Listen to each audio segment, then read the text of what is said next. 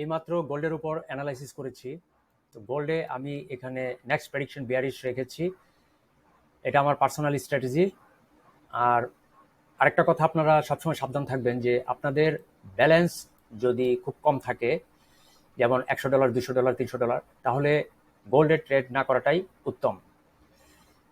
গোল্ডে trade করতে হলে প্রথমত প্রচুর পরিমাণ ব্যালেন্সের প্রয়োজন পড়ে, $1000, $2000, এবং দীর্ঘদিনের বাস্তব অভিজ্ঞতা, দক্ষতা থাকতে হবে। আর একজন অভিজ্ঞ দক্ষ মেন্টরের তত্ত্বাবধানে থেকে আপনাকে ট্রেড করতে হবে। কিন্তু আমাদের সেগুলো নাই।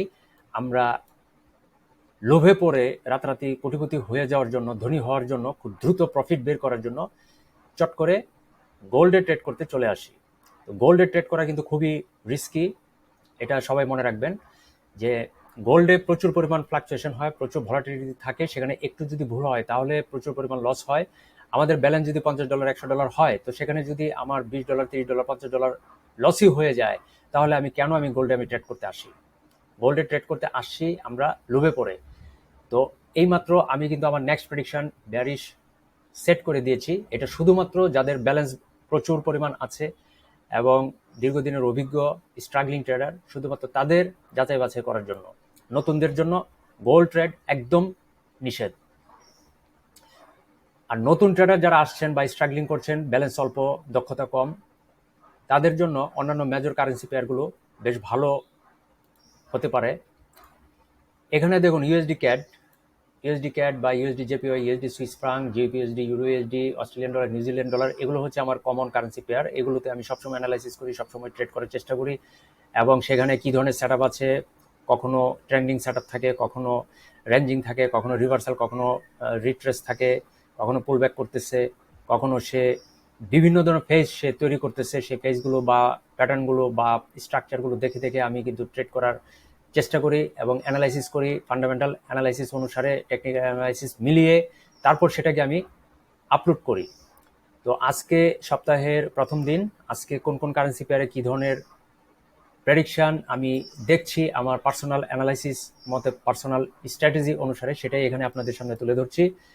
ইউএসডি ক্যাডে একটা হিউজ বুলিশ মোমেন্টাম হয়েছে। এই যে এখান থেকে দেখুন, হিউজ বুলিশ মোমেন্টাম হওয়ার পরে এখানে একটি রেজিস্ট্যান্স জোন সে তৈরি করেছিল। এই যে এই রেজিস্ট্যান্স জোনটি তৈরি করার পর সে কিন্তু আর নতুন করে হায়ার হাই তৈরি করতে পারে নাই। ট্রেডার এখানে সেল এন্ট্রি করেছিল, ফলে এইখানে সে একটি সাপোর্ট জোন সে তৈরি করেছিল। এই যে সাপোর্ট জোনটি এখানে সে তৈরি করেছিল। তৈরি করার পরে ট্রেডাররা এখান থেকে আবার নতুন করে যখন বাই এন্ট্রি শুরু করলো, তখন এখান থেকে আবার একটা হায়ার হাই তৈরি করছে, একটা বুলিশ মোমেন্টাম কন্টিনিউশন করছে। করার পরে সে এখানে আরও একটি নতুন রেজিস্ট্যান্স তৈরি করেছিল। আচ্ছা, তো নতুন করে যখন আর হায়ার হাই তৈরি করে নাই, তখন ট্রেডাররা এখানে সেল এন্ট্রি করতে শুরু করলো, ফলে একটি বেয়ারিশ মোমেন্টাম এখানে তৈরি হয়েছিল। এখানে এই লেভেলে তৈরি করার পরে এখান থেকে দেখুন ট্রেডাররা বাই এন্ট্রি করতে করতে আরও একটি বুলিশ মোমেন্টাম তৈরি করছে। তারপর ট্রেডাররা আবার এখানে সেল এন্ট্রি শুরু করেছিল, একটা বেয়ারিশ কন্টিনিউশন তৈরি করতে চেয়েছিল, কিন্তু এই সাপোর্ট জোনটিকে তারা ব্রেকডাউন করতে পারে নাই, বা নিচের সাপোর্ট জোনটিকেও তারা টেস্ট করতে পারে নাই। ফলে আবারও নতুন একটি বুলিশ মোমেন্টাম হয়েছিল, আবার একটি হায়ার হাই করে এই পর্যন্ত সে এসেছিল। এই পর্যন্ত আসার পর এখান থেকে ট্রেডাররা নতুন করে সেল এন্ট্রি করতে শুরু করলো, ফলে একটি বেয়ারিশ মোমেন্টাম এখান থেকে এই পর্যন্ত চলে এসেছে। এই যে আগের যে সাপোর্ট জোনটি, এই আগের সাপোর্ট জোনটিতে মার্কেট প্রাইস গত ক্যান্ডেলটি দিয়ে এসে এখানে থেমে আছে। তো গত বেয়ারিশ ক্যান্ডেলটি দিয়ে যেহেতু এই পূর্বের সাপোর্ট জোনটিকে ব্রেকডাউন করতে পারে নাই, এবং যদি ব্রেকডাউন করে বসতো তাহলে অবশ্যই যে নিচের যে সাপোর্ট জোন আছে, এই সাপোর্ট জোনে সে চলে আসতো যদি এখানে ব্রেকডাউন করে বসতো। এখন বর্তমান যে রানিং ক্যান্ডেলটি আছে সেটিও কিন্তু এখন এই মুহূর্তে বেয়ারিশ হচ্ছে।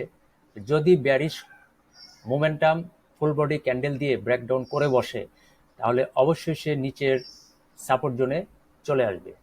এটাই আমার স্ট্র্যাটেজি, আমার ধারণা। আর যদি এই সাপোর্ট জোনের ব্রেকডাউন না করে তার উপরেই একটি পিনবার তৈরি করে বা রিজেকশন ক্যান্ডেল তৈরি করে বা টেল তৈরি করে, তাহলে অবশ্যই ট্রেডাররা এখান থেকে বাই এন্ট্রি করতে শুরু করবে, এই সাপোর্ট জোনের উপর থেকেই বাই এন্ট্রি করতে শুরু করবে। আর যখনই বাই এন্ট্রি করতে শুরু করবে তাহলে এখানে অবশ্যই আশা করা যায় যে পরবর্তী মোমেন্টাম বা নেক্সট প্রেডিকশন বুলিশ হতে পারে। সেই অনুসারে আমি আমার প্রেডিকশন এখানে বুলিশ সেট করে রাখছি।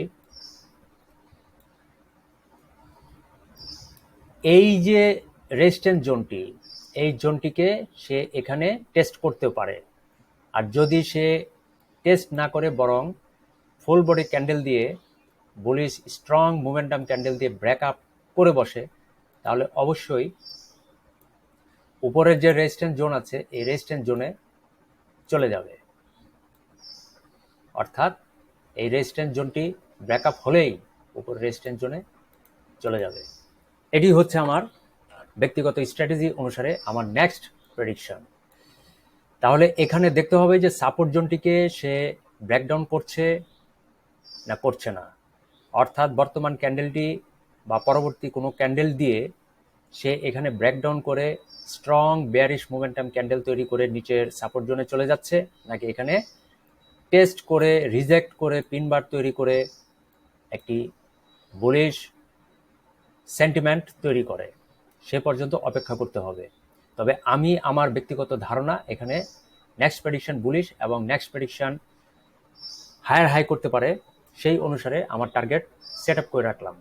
আপনারা আপনাদের ব্যক্তিগত স্ট্র্যাটেজি অনুসারে আমার অ্যানালাইসিসটি যাচাই বাছাই করবেন, আপনাদের সাথে যায় কিনা সেটা যাচাই করার পর সিদ্ধান্ত নেবেন ট্রেড করবেন কি করবেন। এখানে কি সেল ট্রেড করবেন নাকি বাই ট্রেড করবেন সেটা সম্পূর্ণ আপনাদের ব্যক্তিগত বিষয়। দেখা গেল আপনি এখানে আমার অ্যানালাইসিস মতোই হুট করে এই মুহূর্তে বাই এন্ট্রি করে বসে আসলেন।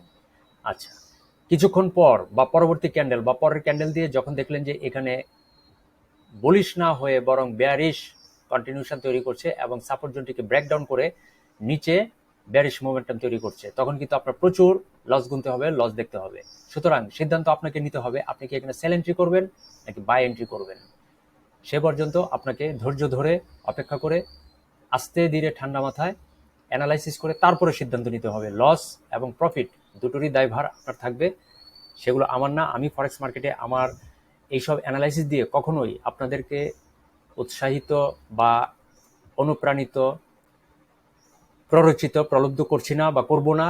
আমি সবসময় আমার প্রত্যেকটি ভিডিওতে বারবার বলে দিচ্ছি যে keep away and be safe, forex trading carries a high risk.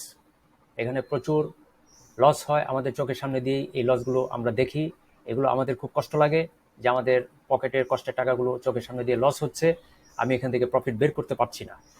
তো এই বিষয়গুলো খুব ঠান্ডা মাথায় আস্তে ধীরে দেখে দেখে অ্যানালাইসিস করবেন, যাচাই বাছাই করবেন, ফান্ডামেন্টাল অ্যানালাইসিস পাশাপাশি টেকনিক্যাল অ্যানালাইসিস, এবং অন্য কেউ যদি তাদের ব্যক্তিগত অ্যানালাইসিসগুলো শেয়ার করে থাকেন ইউটিউবে, তাহলে সেগুলো আপনারা একই সাথে যাচাই বাছাই করার পর আস্তে ধীরে সিদ্ধান্ত নিয়ে দেখে শুনে বুঝে তারপর ব্যালেন্স অনুসারে আপনি ছোট্ট লট দিয়ে ট্রেড করতে পারেন।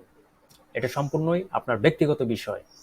ধন্যবাদ, এবং পরবর্তী আরও একটি কারেন্সি পেয়ারে আসতেছি অ্যানালাইসিস নিয়ে।